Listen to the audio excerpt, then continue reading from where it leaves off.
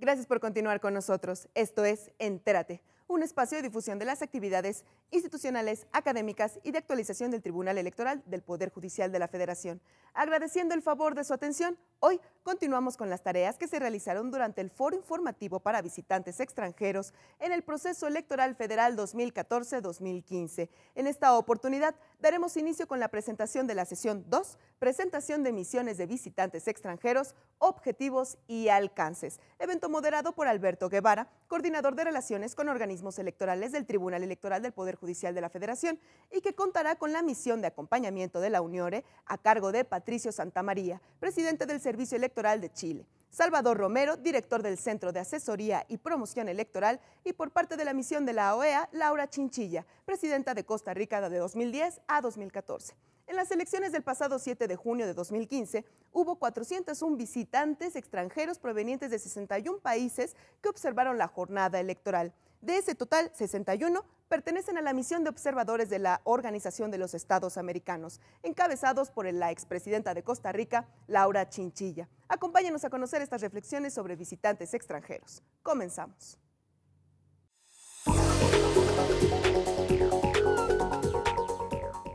Sean todas y todos bienvenidos a esta sesión sobre la presentación de misiones de visitantes extranjeros, en donde abordaremos los objetivos y alcances de las mismas. Tengo el privilegio de moderar esta sesión con distinguidas personalidades que representan precisamente a las organizaciones que han desplegado actividades de acompañamiento dentro de este proceso electoral y que incluso han iniciado sus labores de observación de manera anticipada conforme a las mejores prácticas en la materia.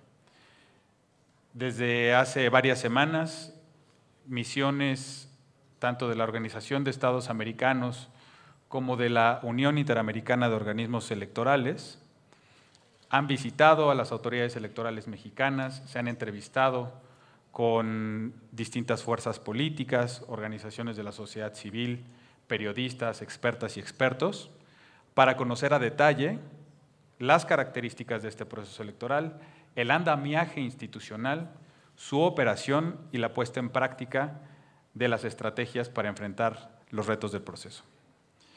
Por ello, el día de hoy, insisto, es un privilegio contar con personalidades como las que integran este panel, a quienes no voy a presentar de manera detallada. Hago la misma referencia que hizo mi antecesor en la moderación, el magistrado presidente Erasmo Pinilla.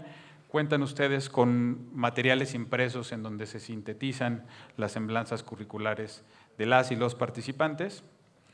Únicamente referiré de manera muy breve la representación que ostentan. Iniciaremos la sesión del día de hoy con Patricio Santamaría, además de su encargo dentro del Servicio Electoral de Chile, el cual preside. El día de hoy nos acompaña también en su carácter de copresidente de la Unión Interamericana de Organismos Electorales. A continuación nos va a compartir brevemente, hará una presentación ahora de las características de la observación que despliega la UNIORE, en la cual participó también el Instituto Nacional Electoral y el Tribunal Electoral del Poder Judicial de la Federación. Sin mayor preámbulo, por favor, Patricio, bienvenido. Muchas gracias.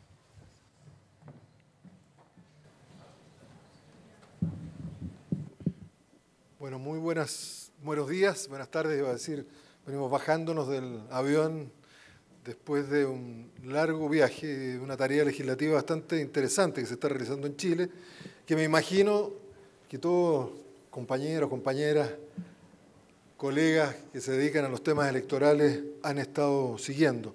Partir con un saludo muy especial y un agradecimiento a las autoridades del INE, de los distintos institutos, las autoridades electorales de México, con quien además hemos tenido la posibilidad de compartir en el último tiempo recibiéndolos en Chile y recibiendo fundamentalmente el apoyo, la experiencia respecto de importantes cambios que se están realizando en nuestro país. Yo voy a intervenir de manera muy breve. No pude participar, lamentablemente, en la primera misión realizada en el mes de abril, precisamente porque la presidenta Bachelet nos solicitó en esos días el estudio de un proyecto de ley que se está debatiendo hoy día en la Cámara de Diputados de mi país y que también casi me deja abajo del avión, donde está elevando al rango constitucional precisamente al servicio electoral. Hoy día el servicio electoral es un servicio que tiene rango de autonomía legal, va a pasar a tener rango de autonomía constitucional, con lo que sale de la administración del Estado y gana en la independencia. No necesito entrar en mayores detalles respecto de ese tema. 2 misiones electorales de avanzada realizó Uniore en el mes de abril y en el mes de mayo, integradas por presidentes de organismos electorales. Son misiones de carácter técnico y un espacio sin duda muy relevante de cooperación horizontal. Hoy Chile, ya lo señalaba nuestro presentador, hoy día le corresponde, no por ningún mérito especial, personal, ni de los órganos electorales chilenos, sino porque así estaba establecido, presidir la Uniore hasta el año 2016. Copresido con Patricio Valdés, ministro de la Corte Suprema y presidente del Tribunal Calificador de Elecciones. Como ustedes saben, en Chile está dividida la administración electoral de la justicia electoral propiamente tal, en un modelo que ha resultado bastante bueno. Descripción de la Uniore. La Uniore se constituye como una entidad gubernamental compuesta por organismos electorales, cuyas decisiones solo tienen el carácter de recomendaciones y orientaciones para sus integrantes. Su finalidad es promover sistemas electorales seguros, eficientes y democráticos en los cuales se garantice la emisión del voto en forma libre, universal y secreta. Se creó ya por el lejano 22 de noviembre de 1991 en Caracas, Venezuela, y luego de intentos, iniciativas que habían surgido tanto de las asociaciones de organismos electorales de Centroamérica y el Caribe, que componen el protocolo de Tikal, como de los organismos electorales integrantes de la Asociación de Organismos Electorales de América del Sur, conforman el protocolo de Quito. Era una iniciativa que había estado presente en las conferencias de estos respectivos protocolos y se concreta precisamente en Caracas, Venezuela, en noviembre de 1991. Con posterioridad también se integran a Uniore en la tercera conferencia desarrollada en 1996, México y Canadá, y en la cuarta conferencia de 1998, Estados Unidos de América. Hemos pedido, para no nombrar a los 24 países que integran la Unión Interamericana de Organismos Electorales y los 31 órganos electorales, poder presentarlos. Creo que es algo que debiera estar en este momento apareciendo en la pantalla. Los objetivos: incrementar la cooperación entre las asociaciones que integran la Unión, impulsar el intercambio de información relacionada con regímenes electorales, estimular la participación de representantes de los organismos miembros en calidad de observadores en los procesos electorales, formular recomendaciones de carácter general a los organismos miembros de la Unión, promover sistemas electorales seguros, eficientes y democráticos, proporcionar apoyo y asistencia en la medida de sus recursos a los organismos electorales que lo soliciten. Uno de los acuerdos de la 12ª conferencia, la última, celebrada el 28 y 29 de octubre, y donde tuvimos el privilegio como país de recibir a todos los señores y señoras delegadas de los 31 organismos electorales que componen la Unión. Uno de los acuerdos fue destacar la relevancia de la realización de misiones de observación electoral, acompañamiento de visitantes extranjeros u otras denominaciones en los últimos 2 años y en los países en que ha habido procesos electorales, siendo particularmente valiosa la iniciativa de misiones de avanzada en la etapa preelectoral. Como yo les decía, Uniore estuvo presente tanto en el mes de abril como en el mes de mayo en México. Desde su creación, 231 misiones electorales y 5 misiones de avanzada se inauguraron por México. Es una coincidencia, ya hace 3 años, posteriormente Panamá, Paraguay, Honduras y nuevamente este hermoso país que visitamos por primera vez, así que además es un agrado. Y en lo personal, quiero compartirlo con ustedes, un hermano mío vive hace muchos años acá, así que voy a poder saludarlo y abrazarlo, una razón más para dar también el agradecimiento por esta invitación. El comentario de las misiones de avanzada, como yo se lo señalaba, va a quedar en manos de Salvador Romero, director de CAPEL, quien a su vez oficia como Secretaría Ejecutiva de Uniore. Muchas gracias. Muchas gracias. Gracias por esa breve introducción a la Unión Interamericana de Organismos Electorales. Como decíamos al principio en la introducción de esta sesión, la labor que ha desplegado la Uniore a través del envío de autoridades electorales que desde una perspectiva experta analizan el funcionamiento, la operación, la estructura de las autoridades electorales y del propio proceso, ha sido muy valiosa para nosotros, así que aprovecho la oportunidad también para agradecer el despliegue que se hace también a través de la Secretaría Ejecutiva de la Uniore, a cargo de CAPEL, dirigida por el doctor Salvador Romero, quien ahora hará uso de la palabra para explicar brevemente la metodología, los objetivos, narrar los hechos de la observación que hasta este momento se han desplegado y que continuarán, por supuesto, hasta la jornada electoral. Por favor, Salvador, muchísimas gracias. Tienes el uso de la palabra.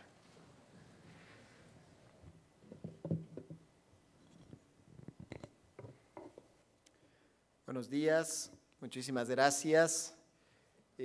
Patricio Santamaría expuso, señaló que el objetivo de esta presentación es compartir con ustedes los resultados de lo que vimos en la primera y en la segunda misión de avanzada que organizamos en abril y en mayo aquí en México, y por lo tanto, sin ingresar en mayores introducciones de carácter metodológico, quisiera comenzar a compartir con ustedes los principales resultados que hemos encontrado, si podríamos, que van a girar alrededor de los 3 grandes temas que hemos podido observar, que son las reformas electorales, porque México está celebrando estas elecciones con un nuevo marco jurídico, ver luego cuáles han sido los rediseños institucionales que plantearon esas reformas y el lugar muy especial de la equidad que aparece como un eje transversal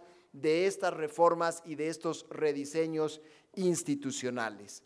Cuando nosotros estudiamos y observamos cómo se han planteado las reformas electorales en México, la reforma electoral de 2014 se inscribe en una larga tradición de reformas electorales en el país que comienzan en 1977, reforma clave porque implicó la apertura del régimen de partido hegemónico que tenía México desde su revolución en las primeras décadas del siglo XX, generando ventanas de oportunidades para la oposición en ese momento.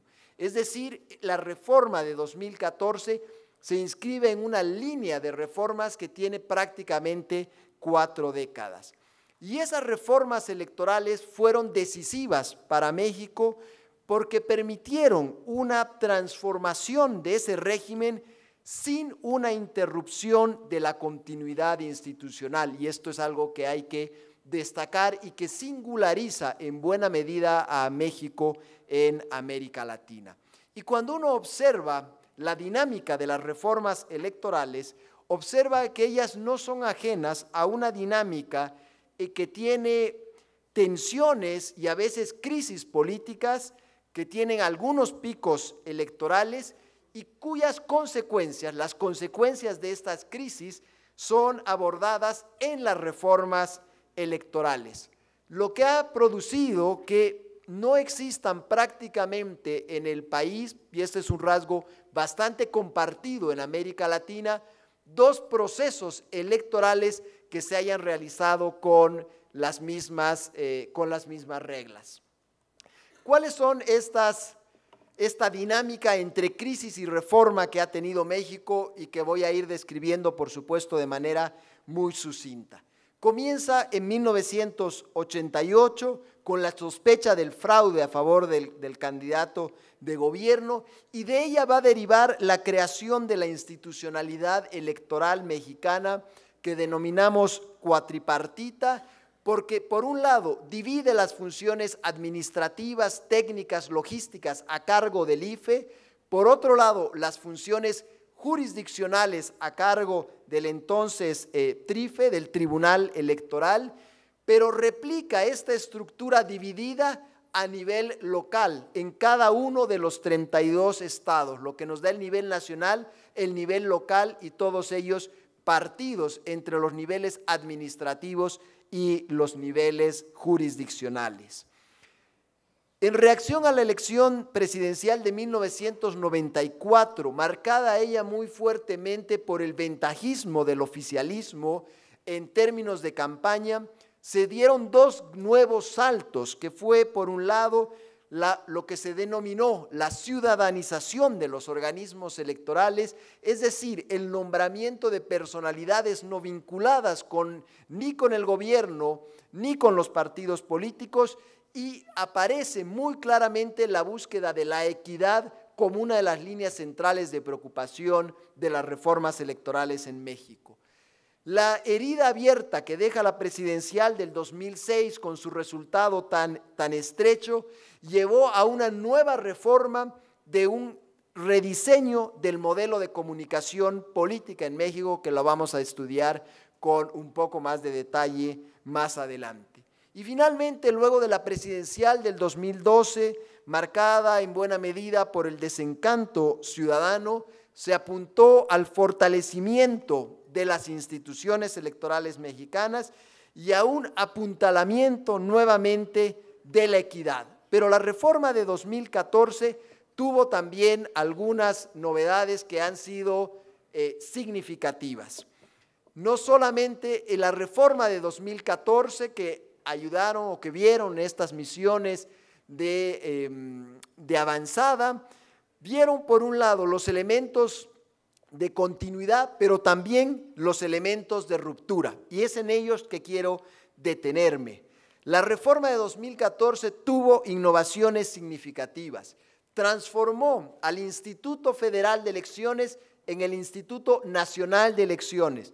No se trató de un mero cambio de nombre, implicó una nacionalización de la autoridad electoral que implicó, por un lado, un reforzamiento de las atribuciones y competencias que ya tenía el IFE, 74 adicionales, la responsabilidad de organizar los comicios federales, pero también los comicios que se dan en cada uno de los estados, y esto es innovador, y le otorga además al INE un papel guía rector sobre los organismos electorales, sobre los institutos electorales locales, que antes no tenían un grado o un nivel de subordinación o de relacionamiento especial con el IFE.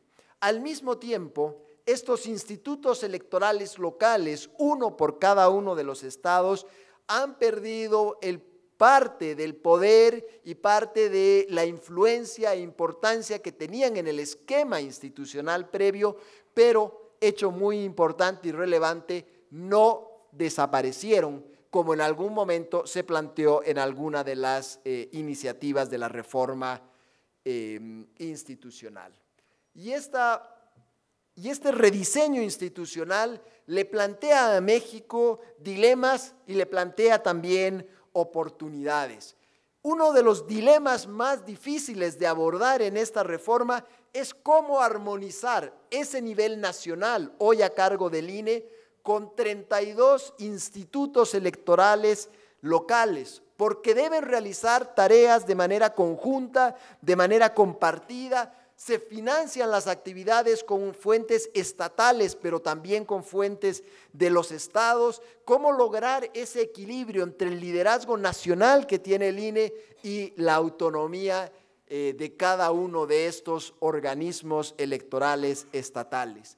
Hay, por supuesto, con tantas tareas, un riesgo de sobrecargas de las tareas, de las funciones que deben desarrollar los organismos electorales. Esto es algo que no es exclusivo de México. Hay cada vez más tendencia a reforzar el poder de estas instituciones, sus responsabilidades, y por lo tanto también hay un riesgo de sobrecarga. Pero hay oportunidades que se le presentan a México con esta reforma, y probablemente la más importante sea la creación de parámetros estándares de calidad electoral en cada uno de los estados, superando una de las debilidades del esquema anterior, que era la eventual disparidad en la calidad de los procesos electorales que afectaba a los ciudadanos según el estado en el cual votasen. Y también algo que se va a poder observar el domingo, la simplificación del acto de votación para el ciudadano,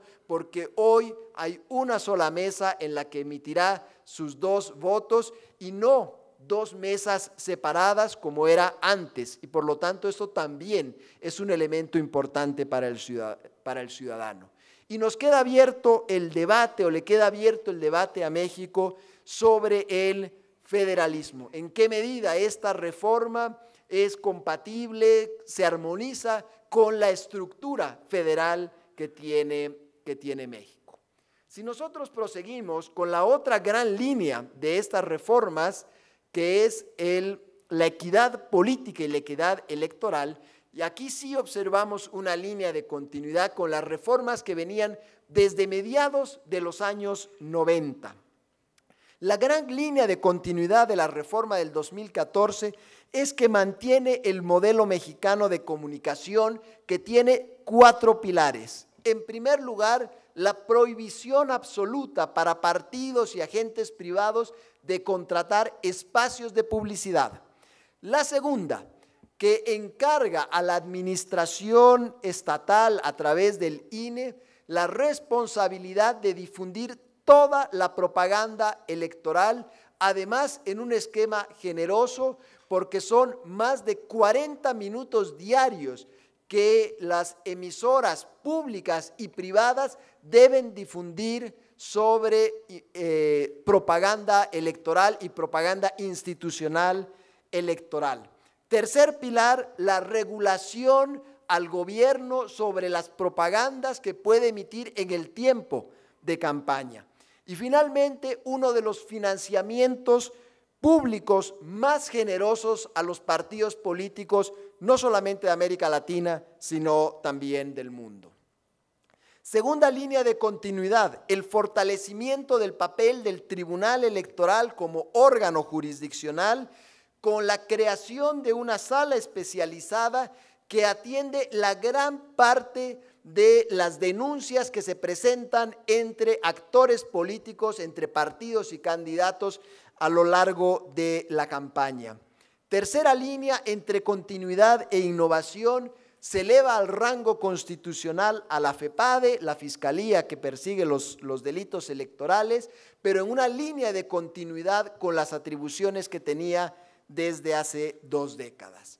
Y finalmente, también cabalgando entre la continuidad y la innovación, se crea un mecanismo de rendición de cuentas y de fiscalización en línea de todos los niveles de candidaturas, es decir, candidatos a gobernadores, a diputados federales, a diputados de los estados, candidatos a alcaldes, deben entregar en línea con un máximo de 3 días después de efectuado el gasto toda la rendición de cuentas de lo que están gastando en campaña. Y por supuesto que ese monitoreo, esa auditoría en línea plantea, cuando se sabe que son más de 40,000 cuentas que hay que revisar en línea y diariamente, plantea por supuesto inmensos desafíos técnicos, que son algunos de los que quiero señalar.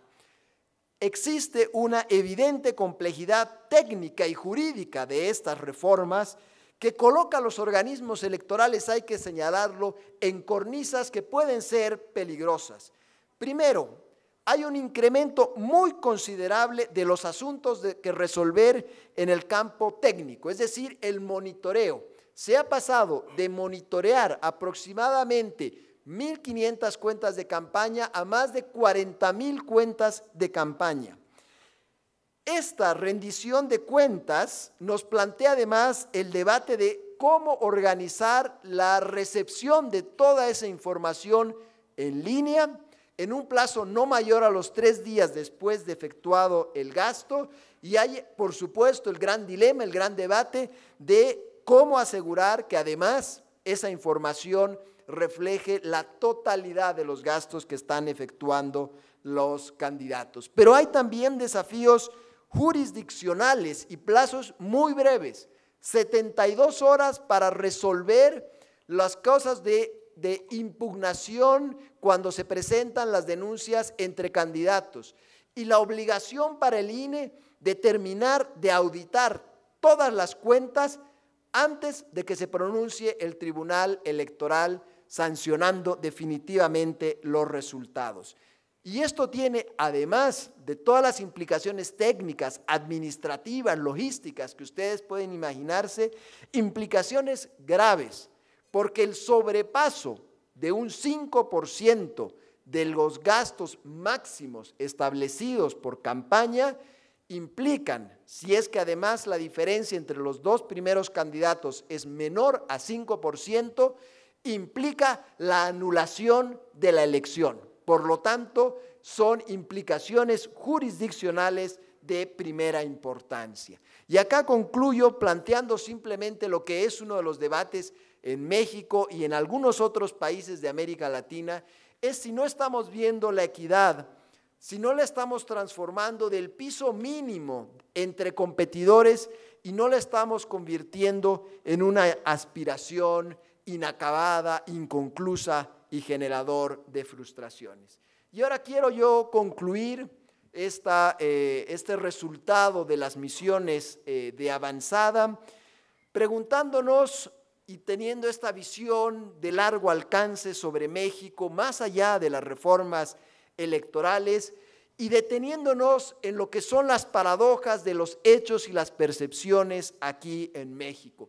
40 años después de la primera reforma electoral, México acumula paradojas que son significativas. La primera y muy importante, México ha creado algunas de las instituciones técnicamente más sólidas, no solo de América Latina, sino del mundo, con un esquema jurídico extremadamente sofisticado, con un amplio respeto internacional, pero en un escenario de dudas ciudadanas sobre sus propios procesos electorales, incluso con una actitud de desapego de los ciudadanos hacia los procesos electorales que ustedes pueden observar en esas gráficas en las que los resultados de la participación electoral, tanto en las elecciones presidenciales como en las elecciones legislativas que vamos a ver el día domingo, nos muestran valores lamentablemente declinantes. Segunda paradoja, estas reformas electorales que ha aplicado México han generado los máximos niveles de equidad en la competencia de toda la historia política mexicana y sin embargo persiste una aguda percepción en México que subraya una y otra vez que las elecciones son inequitativas. Y la tercera y última paradoja que deseo compartir con ustedes, hemos asistido y ustedes han podido ver a una ola ininterrumpida de reformas que tiende a darse casi sistemáticamente luego de cada proceso electoral. Pero hay un sentimiento en la ciudadanía que esas reformas electorales ya no están repercutiendo en el campo sociopolítico, que las expectativas de la ciudadanía, antes muy fuertemente focalizadas en lo que podían ofrecer las reformas electorales porque estaban vinculadas con la transformación del régimen político, Hoy las preocupaciones de los ciudadanos apuntan en otras direcciones y se sienten poco concernidos por estas reformas electorales. Y esto nos conduce también a esta percepción de que los organismos electorales que están jugando este papel tan importante y tan fundamental muchas veces como promotores de estos cambios que han logrado estos avances muy significativos en México, han dejado de ser percibidos como los guardianes, como los paladines del cambio, como los paladines de la democratización,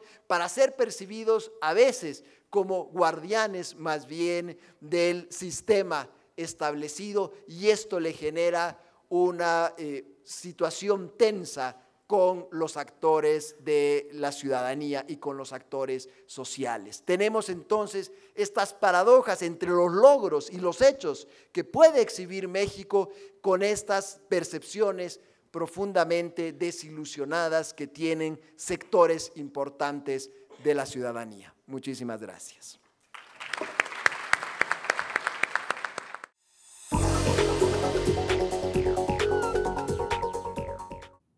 Los esperamos en una próxima emisión de Entérate, con más de las actividades del Foro Informativo para Visitantes Extranjeros en el Proceso Electoral Federal 2014-2015, solo por Plataforma Electoral, el canal de televisión por Internet del Tribunal Electoral del Poder Judicial de la Federación. Soy Roxana Noriega, hasta la próxima.